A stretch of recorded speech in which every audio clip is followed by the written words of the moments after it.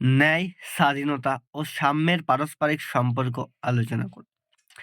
স্বাধীনতা, অধিকার ও সাম্যের মতো ন্যায়ের আদর্শকেও গণতান্ত্রিক সমাজ গঠনের ক্ষেত্রে একান্তভাবে অপরিহার্য বলে মনে করা হয়। তাই একটি যথার্থ গণতান্ত্রিক সমাজ গঠনের জন্য ন্যায়, স্বাধীনতা ও সাম্য প্রতিষ্ঠা হওয়াটা একান্তভাবে প্রয়োজন। ন্যায়, স্বাধীনতা ও সাম্যের পারস্পরিক সম্পর্ক। ন্যায়, স্বাধীনতা ও সাম্যের পারস্পরিক সম্পর্ক নিয়ে নিম্নে আলোচনা করা হলো। ১ নম্বর কি? ন্যায়, স্বাধীনতা ও সাম্যের শর্ত সাপেক্ষ। অবাধ স্বাধীনতা আসলে একটি স্ববিরোধী ধারণা। কেননা স্বাধীনতা কখনোই বাধাহীন বা নিয়ন্ত্রণহীন হতে পারে না। প্রকৃত স্বাধীনতার ধারণাটি সাম্যের নীতির দ্বারা নিয়ন্ত্রিত। ন্যায় ও সাম্যের স্বার্থে স্বাধীনতার উপর আরোপিত সকল প্রকার নিয়ন্ত্রণকেই স্বীকৃতি দেওয়া হয়। এই কারণেই স্বাধীনতার ধারণাটিকে ন্যায় ও সাম্য নীতির শর্ত সাপেক্ষ বলে মনে করা হয়। ২ নম্বর, ন্যায়, স্বাধীনতা ও সাম্যের মধ্যে সংযোগ সাধন করে। অধ্যাপক বার্কার ন্যায়কে একটি সংযোগ সাধনকারী ধারণা হিসেবে রক্ষা করেছেন। ন্যায়ের ধারণা একাধিক ব্যক্তির মধ্যে সংযোগ সাধনের পাশাপাশি একাধিক নীতির মধ্যেও সংযুক্তি ঘটায়। আসলে স্বাধীনতা ও সাম্য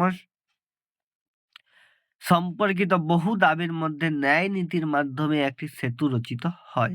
৩ নম্বর, ন্যায়ের নীতি সাম্য, স্বাধীনতা ও সৌভ্রাতৃত্বের নীতিগত ভারসাম্য বজায় রাখা।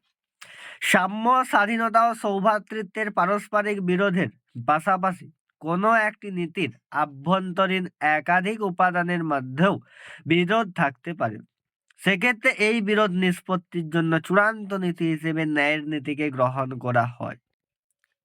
এবার হচ্ছে ৪ নাম্বার, সাম্য, স্বাধীনতা ও সৌভ্রাতৃত্বের নীতিতে ন্যায় হলো বিন্যাস ব্যবস্থা। কিছু মানবিক মূল্যবোধকে স্বীকৃতি প্রদানের মধ্য দিয়ে মানব সমাজে সাম্য, স্বাধীনতা, সৌভ্রাতৃত্বে বিরাজ করে। এই মানবিক মূল্যবোধগুলি সমাজের সামগ্রিক উন্নয়নের জন্য দায়ী, কারণ এই মূল্যবোধগুলির উপর নির্ভর করে সাম্য, স্বাধীনতা, সৌভ্রাতৃত্বের মধ্যে নীতিগত ভারসাম্য বজায় থাকে।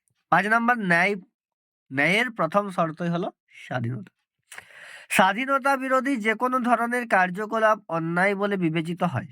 তাই এই কার্যকলাপের বিরুদ্ধে প্রতিবাদী কার্যসমূহ ন্যায় নীতির ভিত্তিতে জনসাধারণের কাছ থেকে ব্যাপক সমর্থন লাভ করে।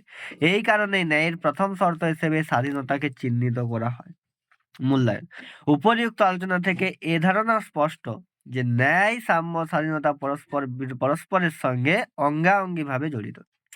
ন্যায় ও সাম্য ছাড়া যেমন স্বাধীনতা হয় না, তেমনি স্বাধীনতা ছাড়াও ন্যায় ও সাম্য অসম্পূর্ণ।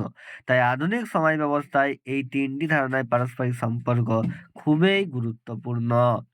Thanks for watching the video. Please subscribe my channel. যদি তোমাদের ভিডিওটা ভালো লেগে থাকে তাহলে অবশ্যই লাইক, কমেন্ট, শেয়ার, সাবস্ক্রাইব করে দিও।